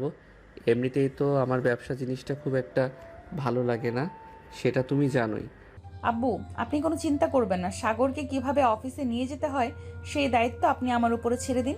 আমি সবটা সামলে নিতে পারবো। আমি ছোটবেলা থেকেই দায়িত্ব নিতে শিখে গেছি। এখন আর দায়িত্ব নিতে ভয় পাই না। তাই আপনার চিন্তা করার কোনো কারণ নেই। দেখলে তো আমাদের বৌমা কতটা লক্ষ্মী। কি সত্যি ভাগ্য করে এমন বৌমা পেয়েছি যে কিনা দায়িত্ব কি জিনিস সেটা বোঝার আগেই দায়িত্ব কাঁধে তুলে নিয়েছে। সত্যি ভাগ্য করে এমন বৌমা পেতে হয়। হ্যাঁ, তুমি একদমই ঠিক কথাই বলেছ। তবে নদী, তোমাকে একটা কথা বলার আছে। আগামী এক সপ্তাহ তোমাকে অফিসে যেতে হবে না। এক সপ্তাহ তুমি বাড়িতেই থাকো। কিন্তু আব্বু, আমি যদি অফিসে না যাই তাহলে অফিসের কাজগুলো করবে কে? আমার এতদিনের ছুটির প্রয়োজন নেই। আমি চাইছি আগামীকাল থেকেই অফিসে জয়েন করি। আরে বউ, তোমার কি মাথা খারাপ হয়ে গেছে নাকি? গতকাল আমাদের বিয়ে হলো, আর এখন তুমি চাইছো আগামীকাল থেকে তুমি অফিসে জয়েন করবে? এরকমটা হয় নাকি? আমি এরকমটা মেনে নিতে পারবো না। এবারে পরীক্ষার রেজাল্ট আমার এমনিতেই ভালো হবে না, আর সেই কারণে যদি তুমি আমাকে একটু সময় না দাও তাহলে তো পরীক্ষার রেজাল্ট খুবই খারাপ হবে। কারণ তুমি অফিসে চলে গেলে আমি সারাক্ষণ তোমাকে মিস করব, আর তখন আমার পড়াশোনা করতে একদম মন চাইবে না। দেখো, একদম ফাজলামো মার্কা কথাবার্তা বলবে না। এনজয় করার জন্য সারাটা জীবন পড়ে রয়েছে। এখনই যে আমাদেরকে এনজয় করতে হবে এরকম কোন হাদিসে লেখা নেই। পড়াশোনা শেষ করো আগে, নিজের দায়িত্বটা নিতে শেখো, তারপর না হয় এনজয় করো। না বউ, আমি কোনো কথা শুনতে চাই না। আমি লাস্ট তোমাকে বলে দিয়েছি, তুমি যদি আমার কথা মেনে নাও তাহলে কিন্তু আমি পরীক্ষাও দেব না। আমি বাসা ছেড়ে দূরে কোথাও চলে যাব, যেখানে তুমি আমার পাশে থাকবে না। সেখানে আমার এমনিতেই মন ভালো থাকবে না। আমি পরীক্ষাও দেব না, এটাই আমার শেষ কথা। আচ্ছা, ঠিক আছে, কোনো সমস্যা নেই নদী। এই এক সপ্তাহ বাড়িতেই থাকবে, এক সপ্তাহ অফিসে যেতে হবে না। আমি এই এক সপ্তাহ অফিস সামনে নিতে পারবো, সমস্যা হবে না। এই বলে সবাই মিলে খাওয়া দাওয়া শেষ করে নিল। আর এদিকে খাওয়া দাওয়া শেষ হলেই সাগর রুমে চলে আসে আর নদীকে রুমে ডেকে নেয়। নদী রুমে আসতেই সাগর বলতে থাকে, আজ বিকেলে তোমাকে নিয়ে একটু বের হব, রেডি হয়ে থাকতে পারবে? না, আমার ভালো লাগছে না। শরীরটা কেমন যেন লাগছে, বেরোতে পারবো না। দেখো, তুমি কিন্তু একদম আমার সঙ্গে বাড়াবাড়ি করছো। তুমি ইচ্ছে করে আমার সঙ্গে মিথ্যা কথা বলছো। তোমার শরীর একদম ঠিক আছে, তুমি আমার সঙ্গে যেতে চাইছো না, তাই তো? কিন্তু কেন বলো? কই, এমনিতেই বললাম তো ভালো লাগছে না। কোনো কারণ কেন থাকতে যাবে? এমনিতেই আমার বাইরে যেতে মন চাইছে না, তাই যাব না। তাছাড়া কালকেই আমাদের বিয়ে হয়েছে, আজ কেন আমরা বাইরে যাব? আমার অনেক দিনের ইচ্ছা বউকে নিয়ে রিকশায় করে সারাটা শহর ঘুরে বেড়াবো। তারপর রাস্তার পাশের কোনো দোকান থেকে ফুচকা কিনে খাবো, সন্ধ্যায় নদীর পাড়ে বসে সূর্যাস্ত দেখব, আর তারপর কোনো বড় একটা 5 স্টার রেস্টুরেন্টে বসে ডিনার করে বাড়িতে চলে আসব। ওরে বাবা রে বাবা, এত ইচ্ছা! হ্যাঁ, তো বউকে দিয়ে ইচ্ছা থাকবে না তো কি থাকবে? বিয়ে করেছে বউকে নিয়ে ঘোরাঘুরি, আনন্দ উল্লাস করে সময় পার করার জন্য। তাহলে বউকে নিয়ে ইচ্ছে থাকবে না তো কি থাকবে বলো? সন্ধ্যায় কিন্তু তোমাকে আমার সঙ্গে বের হতেই হবে। আচ্ছা ঠিক আছে, সময় হলে দেখা যাবে। আচ্ছা, এখন তুমি আমার সঙ্গে আসো, আমি পড়তে বসবো, তুমি আমার পাশে বসে থাকবে। তখন আর কোনো কথা না বলে সাগর সঙ্গে সঙ্গে তার পড়ার টেবিলে চলে গেল। সাগর বসে বসে পড়তে লাগলো আর নদী তার পাশে বসে রইল। এভাবে দেখতে দেখতে খাবার খেয়ে তারপর বাইরে যাওয়ার জন্য তৈরি হয়ে নিল। দুজন ড্রয়িং রুমে আসতেই সাগরের আম্মু বলল, কি ব্যাপার, তোমার কি কোথাও বেরোচ্ছ নাকি? হ্যাঁ আম্মু, আর তোমাকে একটা কথা বলার ছিল। আমাদের জন্য রাতের খাবার তৈরি করো না, আমরা বাইরে থেকে রাতের খাবার খেয়ে তারপর বাসায় ফিরবো। আর কারোর জন্যই বাসায় রান্না করতে হবে না, আমরা ফেরার সময় তোমাদের জন্য খাবার নিয়ে আসবো। আচ্ছা ঠিক আছে, কোনো সমস্যা নেই। এ বলে সাগর আর নদী দুজনই বাসা থেকে বেরিয়ে পড়লো আর তারপর সারাদিন ঘোরাঘুরি করলো, ফুচকা খেলো। তারপর রাস্তার পাশের একটা ফুলের দোকান থেকে সাগর নদীকে একটা বেলি ফুলের মালা কিনে দিল আর সেটা নিজের হাতে নদীর চুলে গেঁথে দিল। রাত আনুমানিক 9টার দিকে তারা একটা বড় 5 স্টার রেস্টুরেন্টে চলে গেল আর সেখানে গিয়ে রাতের খাবার খেয়ে বাড়ির সবার জন্য রাতের খাবার প্যাক করে নিয়ে বাসে চলে আসলো। বাসে এসে কলিং বেলে চাপ দিতেই তার আম্মু এসে দরজা খুলে দিল আর তখনই সাগর খাবারের প্যাকেটগুলো তার আম্মুর হাতে তুলে দিয়ে বলতে লাগলো, এখানে তোমাদের খাবার রাখা আছে, খেয়ে নিও। আমরা খেয়ে এসেছি, এখন রুমে চলে যাচ্ছি, টায়ার্ড লাগছে, ঘুমাবো। আচ্ছা ঠিক আছে। এরপর দেখতে দেখতে আরও 1 সপ্তাহ সময় কেটে গেল। আজ থেকে সাগরের পরীক্ষা শুরু হয়েছে আর নদী ও আজ থেকে অফিসে জয়েন করবে। সকালবেলা ঘুম থেকে উঠে ফ্রেশ হয়ে নাস্তা করে তারপর অফিসে যাওয়ার জন্য তৈরি হয়ে গেল আর সাগরকে ভার্সিটিতে পাঠিয়ে দিয়ে নদী অফিসে চলে আসে।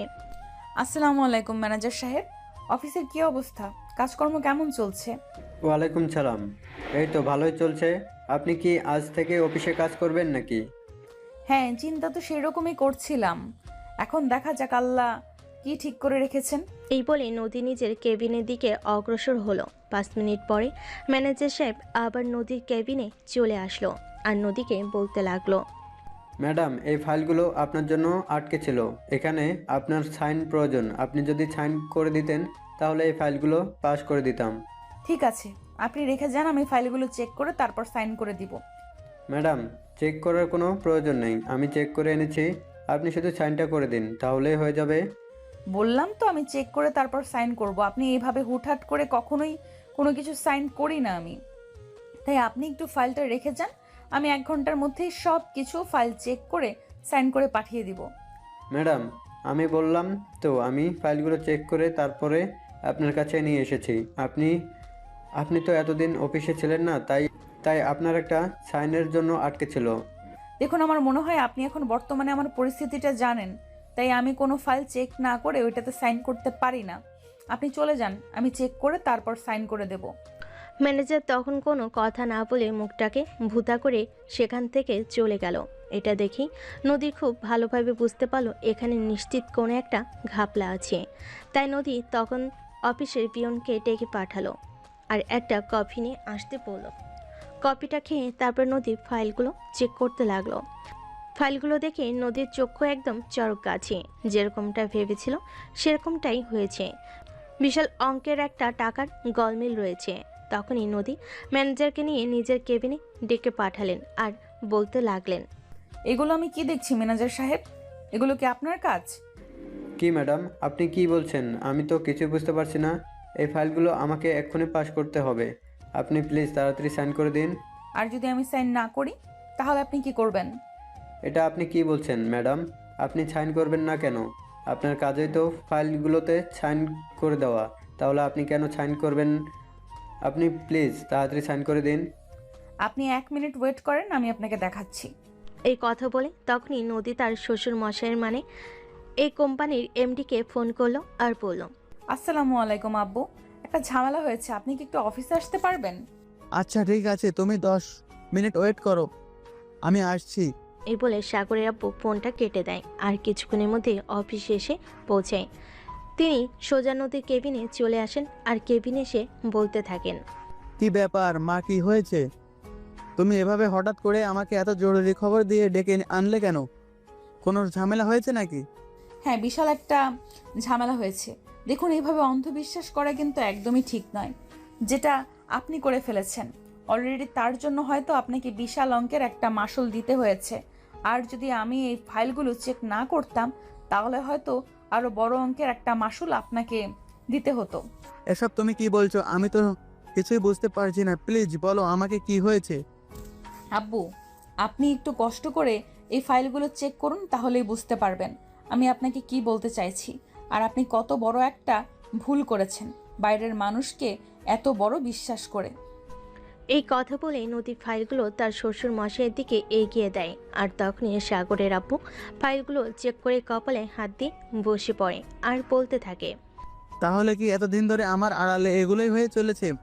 আমি তো কখনোই ফাইলগুলো চেক করতাম না। আমি তো মনে মনে ভাবতাম আমার অফিসের ম্যানেজার খুবই বিশ্বস্ত, একজন মানুষের কখনো এরকম করতে পারে না। আর সে কিনা আমার সরলতার সুযোগ নিয়ে আমারই চোখের আড়ালে আমার এত বড় ক্ষতি করে গেল, আর এটা আমি বলতে পারলাম না। হ্যাঁ, এটাই হয়েছে। আর যদি আমি এটা চেক না করতাম, তাহলে হয়তো ম্যানেজার সাহেব, আপনি এখনই আমার চোখের সামনে থেকে চলে যান। আর একটা কথা মনে রাখবেন, আমি কিন্তু আপনার নামে মামলা করব, আর আমি আমার কোম্পানি থেকে চুরি হয়ে যাওয়া টাকাগুলো হিসাব চাই। সরি স্যার, আমার ভুল হয়ে গেছে, প্লিজ আপনি আমাকে ক্ষমা করে দিন। আমি এতগুলো টাকা কোথায় পাবো? আমি তো সবগুলো টাকাই খরচ করে ফেলেছি। প্লিজ এবারের মতো আপনি আমায় ক্ষমা করে দিন। দেখুন, কেউ ভুল করলে ক্ষমা করা যায়, কিন্তু যে সরলতার সুযোগ নিয়ে বিশ্বাসঘাতকতা করে তাকে কোনোদিন ক্ষমা করা যায় না। আব্বু যদি আপনাকে ক্ষমা করে দেয়ও, কিন্তু আমি আপনাকে ক্ষমা করব না। আমি অলরেডি পুলিশে ফোন করে ফেলেছি, ওরা এক্ষুনি চলে আসছে। আপনাকে অফিস থেকে বের হতে হবে না। প্লিজ ম্যাডাম, আমি আর জীবনেও এরকম করবো না। প্লিজ শেষবারের মতো আমাকে ক্ষমা করে দিন। আমি বুঝতে পেরেছি আমার বিশাল একটা ভুল হয়ে গেছে। I am sorry. আপনি আমার শ্বশুর মশাইয়ের সরলতার সুযোগ নিয়ে কত লক্ষ কোটি টাকা এই কোম্পানি থেকে সরিয়েছেন, আমি তো সেটাই বুঝতে পারছি না। বলতে বলতে থানার এসপি নদী কেবিন এসে উপস্থিত হলো আর নদীকে উদ্দেশ্য করে বলতে লাগলো, আসসালামু আলাইকুম ম্যাডাম, আপনি আমাদের ডেকেছিলেন? হ্যাঁ, বসুন। এই হলো সেই ম্যানেজার যে আমাদের কোম্পানি থেকে আমাদের অগোচরে লক্ষ লক্ষ টাকা সরিয়ে ফেলেছে। আপনি এখন একে অ্যারেস্ট করুন, আর আমি একটু পরেই আসছি, ওর নামে মামলা করব। ঠিক আছে ম্যাডাম। এই বলে এসিপি ম্যানেজারকে ধরে নিয়ে থানায় চলে গেল। আর এদিকে সাগরের আব্বু তখনও মাথায় হাত দিয়ে বসে আছে আর কিছু একটা চিন্তা করছে। তখনই নদী বলতে লাগলো, আব্বু প্লিজ, আপনি টেনশন নেবেন না, আমি দেখছি ব্যাপারটা কি করা যায়। যা হওয়ার সেটা তো হয়েই গেছে, এখন তো আর সেটা নিয়ে চিন্তা করে কোনো লাভ নেই। আমি তো এটাই ভাবতে পারছি না, আমি জীবনে কত বড় একটা ভুল করে ফেললাম। আমার কোম্পানি থেকে কতগুলো টাকা আমার অগোচরে বের হয়ে চলে গেল, আর আমি সেটাই বুঝতে পারলাম না। আজ 5 বছর ধরে এই ম্যানেজার আমার কোম্পানিতে চাকরি করেছে, আর 5 বছরে কতগুলো টাকা ছড়িয়েছে আমি তো সেটাই বের করতে পারছি না। আর আজকে যদি তুমি এই ফাইলগুলো চেক না করতে, তাহলে তো আজকে আবার এটা ধরা পড়তো না। সে দিনের পর দিন এগুলো করেই যেত, আমি তো কোনোভাবেই বুঝতে পারতাম না, কারণ আমি তো তাকে অন্ধের মতো বিশ্বাস করতাম। সে এরকমটা করবে আমি তো কোনোদিনও ভাবতেও পারিনি। আচ্ছা আব্বু, ঠিক আছে, চিন্তার কোনো কারণ নেই। আপনি সবটা আমার উপর ছেড়ে দেন, আমি দেখছি বিষয়টা। আর আপনি এখন বাসায় চলে যান। আর হ্যাঁ, যাওয়ার সময় আম্মুর কোমর ব্যথার কিছু ওষুধ লাগবে, ওগুলো নিয়ে যান। আমার তো ফিরতে রাত হবে। আচ্ছা বৌমা, ঠিক আছে, কোনো সমস্যা নেই, আমি নিয়ে যাব। এই বলে সাগরের আব্বু নদীর কেবিন থেকে বের হয়ে চলে গেল। আর এদিকে নদী অফিসে বসে কাজ করতে লাগলো। এভাবেই চলছিল দিনগুলো। প্রায় 1 সপ্তাহ সময় চলে গেল। সেদিন হঠাৎ করে সাগরের আব্বু নদীকে নিচের রুমে ডাকেন আর বলেন, বৌমা, আমি কি অফিসে আসবো? আমার মনে হয় তোমার একা একা অফিস সামলাতে খুব বেশি কষ্ট হয়ে যাচ্ছে। না আব্বু, সেরকম কোনো ব্যাপার নেই, আমি সবটা সামলে নিতে পারবো। আপনি তো জানেন আমি দায়িত্ব নিতে কখনোই ভয় পাই না। তাছাড়া ছোট্ট একটা ঝামেলা আছে, আমাদের অফিসের ম্যানেজারের পোস্ট তো বেশ কিছুদিন ধরেই খালি আছে। ভাবছিলাম ম্যানেজার পোস্টে কাউকে নিতে হবে। এই সব ব্যাপারে তুমি যেটা ভালো মনে করবে সেটাই করো।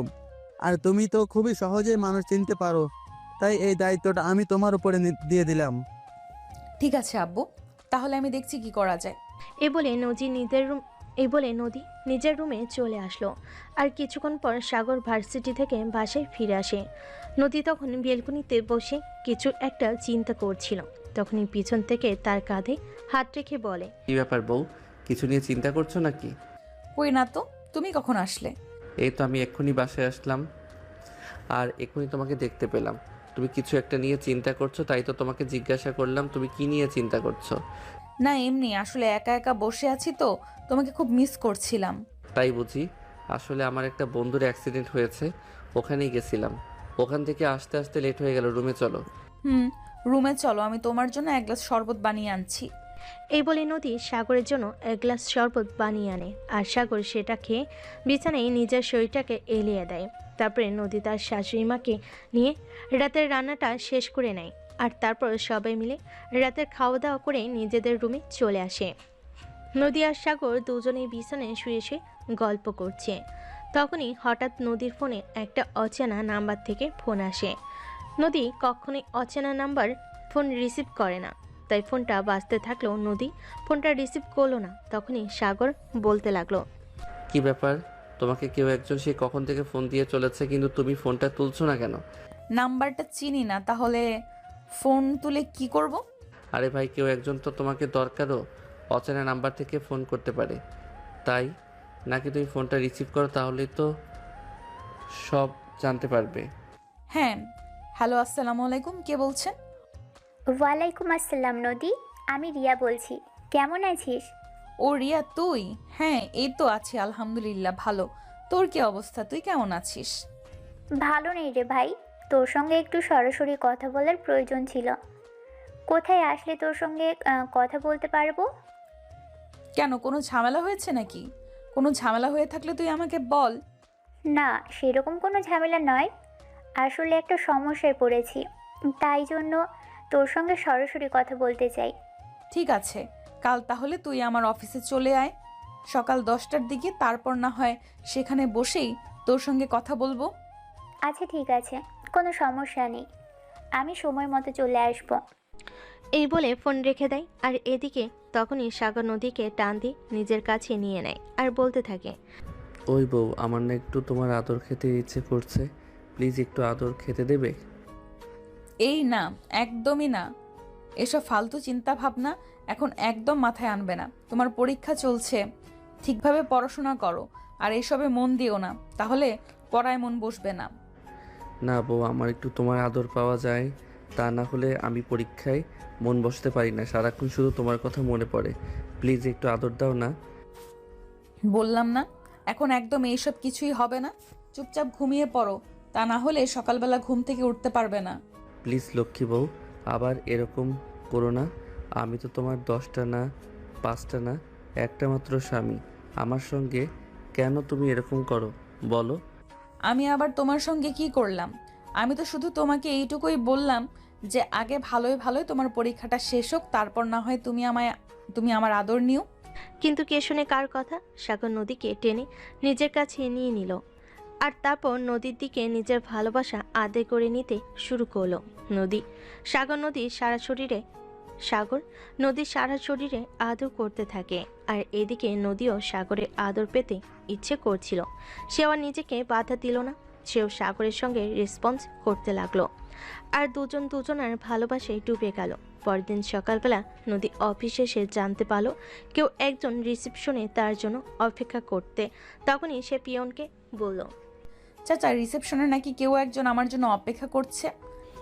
হ্যাঁ ম্যাডাম, আপনার সঙ্গে একটা মেয়ে দেখা করতে এসেছে, বলে সে নাকি আপনার বন্ধু হয়।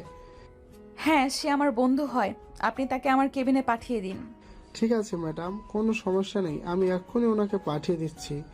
এই বলে পিয়ন নদীর কেবিন থেকে বের হয়ে ওয়েটিং রুমে চলে আসে। আর ওখানে দেখতে পাই ওই মেয়েটা তখনও চিন্তিত মনে ওখানে বসে আছে।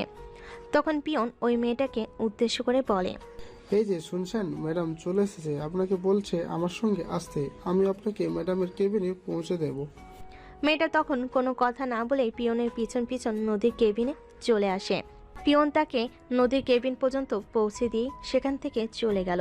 মেয়েটা নদীর কেবিনে প্রবেশ করতেই নদী মেয়েটাকে দেখে বলতে লাগলো, হ্যাঁ দোস্ত, আয় বস, অনেকদিন পর তোর সঙ্গে দেখা হলো।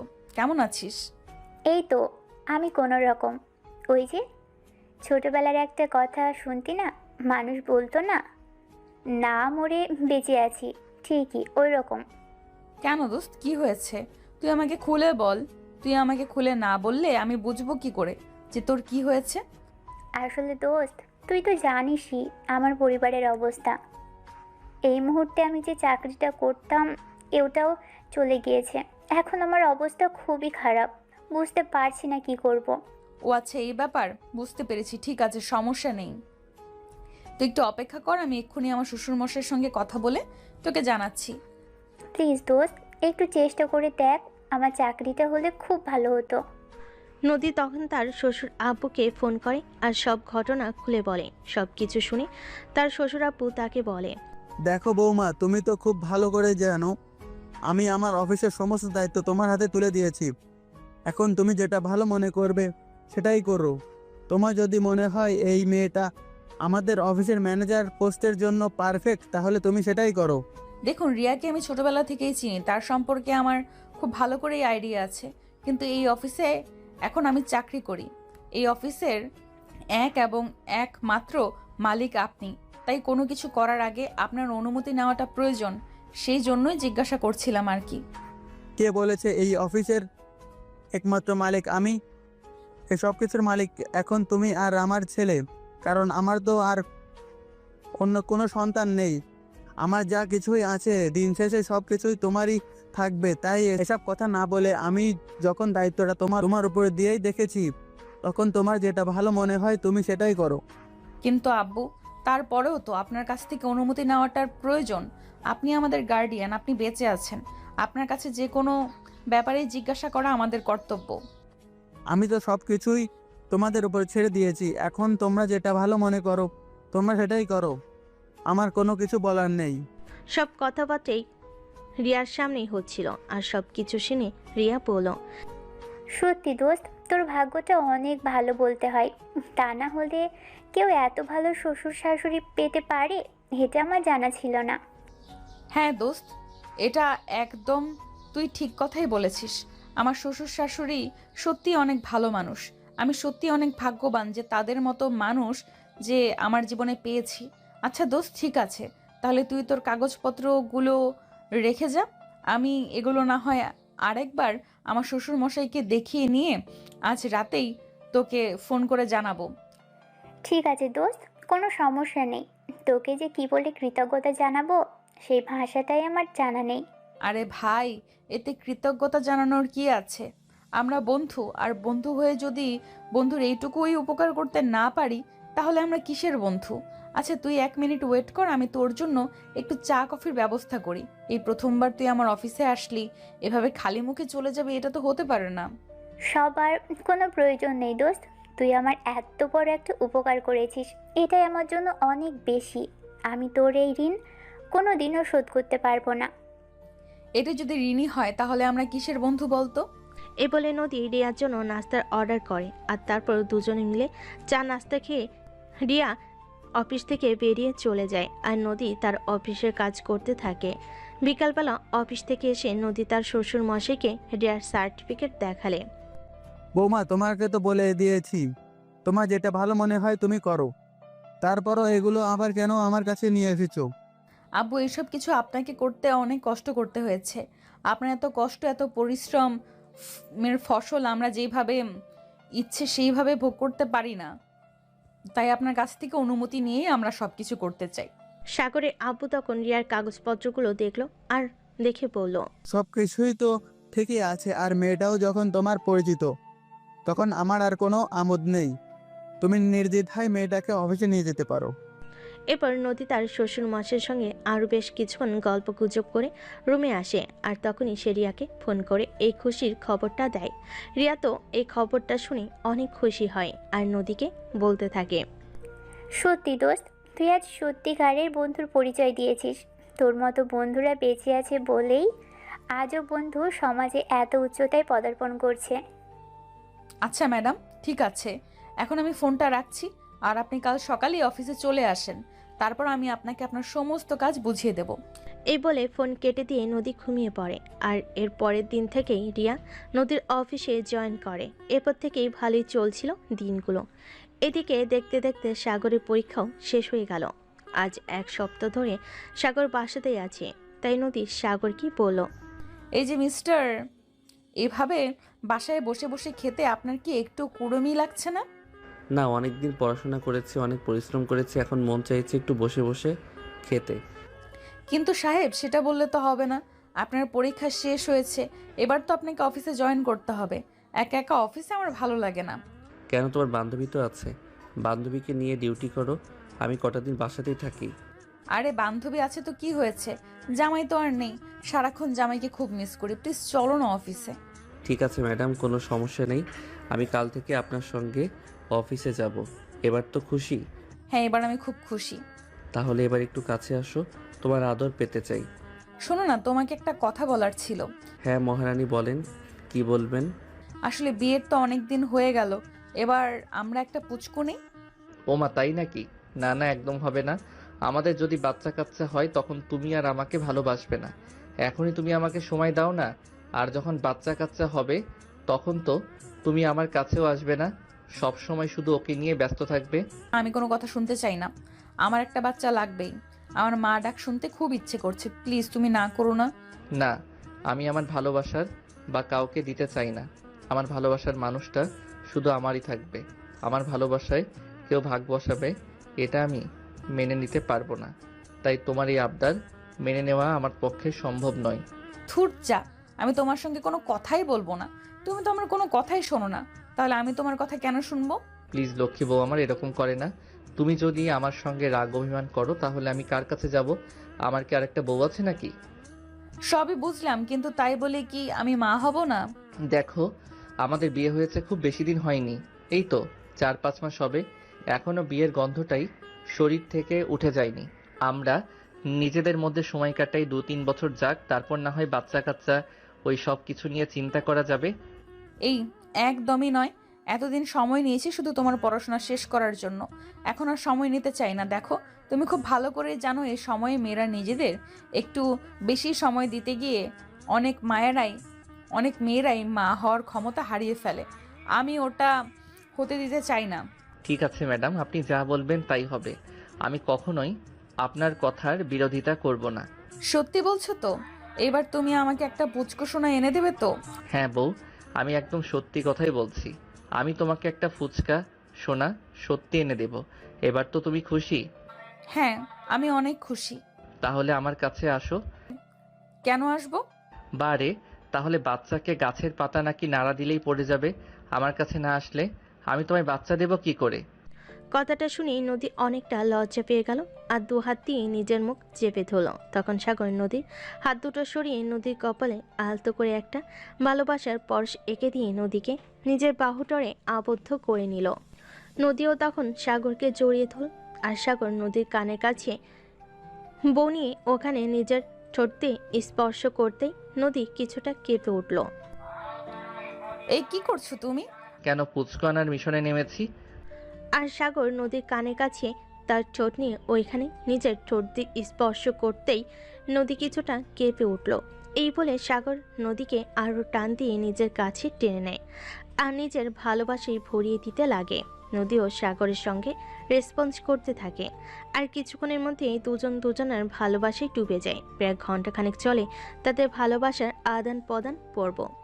ভালোবাসা আদান প্রদান পর্ব শেষ হতে নদী সাগরকে বলতে লাগলো, আচ্ছা, যদি কখনো এমনটা হয় তুমি আমাকে ছেড়ে চলে যাও, তখন আমি কি করব? চুপ করো, তুমি এরকম কথার কখনো ভুল করে মুখে আনবে না। আমি কেন তোমাকে ছেড়ে চলে যাব? তোমাকে ছেড়ে চলে যাওয়ার জন্য কি তোমাকে বিয়ে করেছি? না, আসলে আমি তোমার চাইতে বয়সে বড়, তারপর আবার বাবা মা এতিম, গরিব ঘরের এক মেয়ে, সে কি তোমায় ভালোবাসার বন্ধনে আবদ্ধ করে রাখতে পারবে? তুমি তো নিজের দিকে আমার কাছে আসোনি, আমি তোমাকে আমার কাছে নিয়ে এসেছি। তাহলে তোমাকে ছেড়ে যাব কেন? কখনোই তোমাকে আমি ছেড়ে যাব না। যদি মৃত্যু হয় তখনও আমি তোমায় ভালোবেসেই যাব। পৃথিবীর এমন কোনো শক্তি নেই যেটা আমাকে তোমার কাছ থেকে আলাদা করবে। বুঝতে পেরেছো? এই বলে সাগর নদীকে আরও কাছে টেনে নেয় আর জড়িয়ে ধরে ঘুমিয়ে পড়ল। তো ভিউয়ার্স, আমাদের আজকের গল্পটা এ পর্যন্তই ছিল। গল্পটা কেমন লেগেছে অবশ্যই ছোট্ট একটা কমেন্টে জানাবেন। আপনাদের ছোট্ট একটা কমেন্ট আমাদেরকে নতুন একটা ভালোবাসার গল্প লিখতে উৎসাহিত করে। সবাই ভালো থাকবেন, সুস্থ থাকবেন।